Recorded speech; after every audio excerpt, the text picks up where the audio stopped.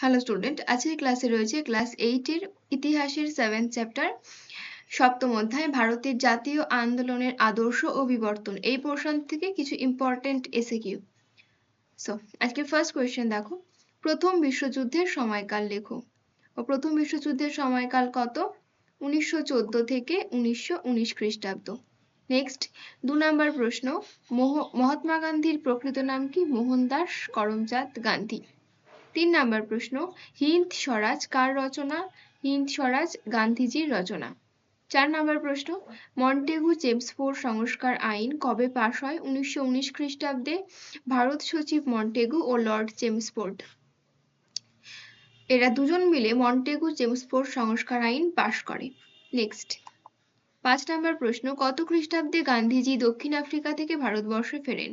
1915 খ্রিস্টাব্দে। 6 নাম্বার প্রশ্ন, গান্ধীজি ভারতে প্রথম কোন সত্যাগ্রহে অংশ নেন? উত্তর হবে বিহারের চম্পারণ সত্যাগ্রহে। 7 নাম্বার প্রশ্ন, রাওলাট আইন কবে পাশ হয়? 1919 খ্রিস্টাব্দে রাওলাট আইন পাশ হয়।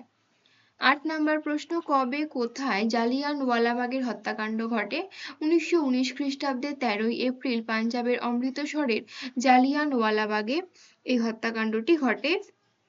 জেনারেল মাইকেল ডায়ারের নেতৃত্বে এই যে অমৃতসরে জালিয়ানওয়ালাবাগ নামক স্থানটায় নিরস্ত্র মানুষের ওপর অবাধে গুলি চালানো হয়। 9 নাম্বার প্রশ্ন, কত খ্রিস্টাব্দে খিলাফত কমিটি গঠন করা হয়? 1919 খ্রিস্টাব্দের মার্চ মাসে খিলাফত কমিটি গঠন করা হয়। নেক্সট 10 নাম্বার প্রশ্ন রয়েছে, অসহযোগ আন্দোলনের ডাক দেওয়া হয় কবে? 1921 খ্রিস্টাব্দে জানুয়ারি মাসে অসহযোগ আন্দোলনের ডাক দেওয়া হয়। চলো 11 নাম্বার প্রশ্ন, চৌরি চৌরার ঘটনা কবে ঘটে? 1922 খ্রিস্টাব্দে 4 ফেব্রুয়ারি চৌরি চৌরার ঘটনাটি ঘটে। 12 নাম্বার প্রশ্ন, স্বরাজ্য দল কবে গঠন করা হয়? 1922 খ্রিস্টাব্দে শেষের দিকে চিত্তরঞ্জন দাস এবং মতিলাল নেহেরু স্বরাজ্য দল গঠন করে। নেক্সট 13 নাম্বার প্রশ্ন, গান্ধীজির নেতৃত্বে ডান্ডি অভিযান কবে হয়?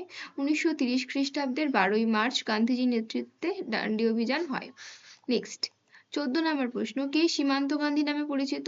খান আব্দুল গফফর খান সীমান্ত গান্ধী নামে পরিচিত। গফফর বানানটা ফ র হবে, এখানে ফ আকার হয়ে গেছে। 15 নাম্বার প্রশ্ন, খুদাই খিদমতগার কি? খান আব্দুল গফফর খান প্রতিষ্ঠিত একটি সংগঠন হলো খুদাই খিদমতগার। 16 নাম্বার প্রশ্ন, কংগ্রেস কবে পূর্ণ স্বরাজ অর্জনের কথা ঘোষণা করেন? 1929 খ্রিস্টাব্দে গান্ধীজির নেতৃত্বে পূর্ণ স্বরাজ অর্জনের কথা ঘোষণা করেন গান্ধীজি। সাইমন কমিশন কবে গঠিত হয়? 1927 খ্রিস্টাব্দে সাইমন কমিশন গঠিত হয়, কিন্তু ভারতে কিন্তু পরে আসে। 18 নাম্বার প্রশ্ন দেখো, এই অ্যান্সারটা আছে, সাইমন কমিশন কবে ভারতে আসে? 1928 খ্রিস্টাব্দে সাইমন কমিশন ভারতে আসে। 19 নাম্বার প্রশ্ন, গান্ধী আরউইন চুক্তি কবে হয়? 1931 খ্রিস্টাব্দের 5 মার্চ গান্ধীজি এবং লর্ড আরউইনের মধ্যে গান্ধী আরউইন চুক্তি হয়। 20 নাম্বার প্রশ্ন, কোন চুক্তির অপর নাম দিল্লি চুক্তি? গান্ধী আরউইন চুক্তির অপর নাম দিল্লি চুক্তি। 21 নাম্বার প্রশ্ন, ভগৎ সিং এর ফাঁসি কবে হয়? 1931 খ্রিস্টাব্দে 23 মার্চ ভগৎ সিং এর ফাঁসি হয়। 22 নাম্বার প্রশ্ন, চট্টগ্রাম অস্ত্রাগার লুণ্ঠনের নায়ক কে ছিলেন? মাস্টারদা সূর্য সেন ছিলেন চট্টগ্রাম অস্ত্রাগার লুণ্ঠনের নায়ক। 23 নাম্বার প্রশ্ন, চট্টগ্রাম অস্ত্রাগার লুণ্ঠন কবে হয়? 1930 খ্রিস্টাব্দের 18 এপ্রিল চট্টগ্রাম অস্ত্রাগার লুণ্ঠন হয়। 24 নাম্বার প্রশ্ন, কবে মাস্টারদা সূর্য সেনের ফাঁসি হয়? 1934 খ্রিস্টাব্দের 12 জানুয়ারি মাস্টারদা সূর্য সেনের ফাঁসি হয়। 25 নাম্বার প্রশ্ন, কারা কবে রাইটার্স বিল্ডিং আক্রমণ করেন?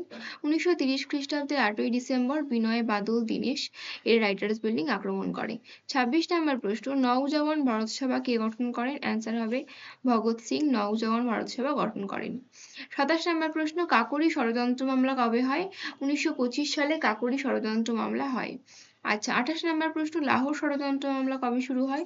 1929 খ্রিস্টাব্দে লাহোর ষড়যন্ত্র মামলা শুরু হয়। 29 নাম্বার প্রশ্ন, পুলিশ সুপার স্যান্ডার্সকে কে হত্যা করেন? ভগৎ সিং পুলিশ সুপার স্যান্ডার্সকে হত্যা করেন। লাস্ট প্রশ্ন আজকের জন্য, কাকোরি ষড়যন্ত্র মামলায় কোন কোন বিপ্লবীদের ফাঁসি হয়? রামপ্রসাদ বিসমিল এবং আশফাক উল্লাহ এই দুজন ব্যক্তির ফাঁসি হয়। এর সঙ্গে মানে দুজন তো না, আমি দুজনের নাম দিয়েছি এখানে, আরো 4 জন মানে মোট 4 জনের ফাঁসি হয়েছিল। তো আজ এই পর্যন্তই, দেখা হচ্ছে নেক্সট ভিডিওতে। ভালো লাগলে অবশ্যই লাইক শেয়ার সাবস্ক্রাইব করো। আর এটা ফার্স্ট পার্ট ছিল, সেকেন্ড পার্টের প্রশ্ন আসবে 2-1 দিনের মধ্যেই। চলো আজ এই পর্যন্তই।